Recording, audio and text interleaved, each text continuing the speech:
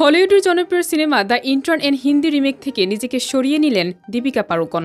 2 ভূমিকাতে যুক্ত হওয়ার ঘোষণা দিয়েছিলেন তিনি। তবে প্রায় 4 বছর পর সিদ্ধান্ত বদল করে জানালেন এখন থেকে অভিনয়ের চেয়ে প্রযোজনায় বেশি মনোযোগ দেবেন।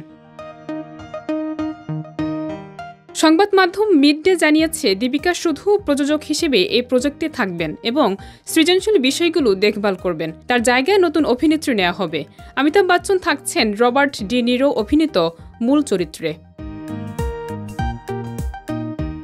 দীপিকার প্রযোজনার প্রতিষ্ঠান কা প্রোডাকশন থেকে আগামী বছর 5টি সিনেমা তৈরি হবে, যার গল্প শুধু ভারতে নয় বিশ্বব্যাপী আলোচনার জন্ম দেবে বলে আশা করছেন তিনি। দ্য ইন্টার্ন রিমেক সেই তালিকায় প্রথম কাজ।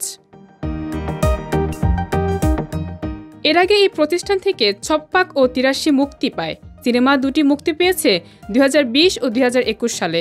কয়েক বছর স্থবির থাকার পর আবারও শুরু হচ্ছে কা প্রোডাকশনের কার্যক্রম। গত বছরের সেপ্টেম্বরে মা হওয়ার পর এখনও নতুন কোনো সিনেমার শুটিং শুরু করেননি দীপিকা পাড়ুকোন। সন্দীপ রেড্ডি ভাঙার স্প্রিট সিনেমায় তার অভিনয়ের কথা ছিল, তবে 8 ঘন্টার বেশি শুটিং করতে পারবেন না বলে জানিয়েছেন দীপিকা পাড়ুকোন। 20 কোটি রুপি পারিশ্রমিক ছাড়াও দিতে হবে সিনেমার ব্যবসার লভ্যাংশ, বলতে পারবেন না তেলুগু সংলাপ।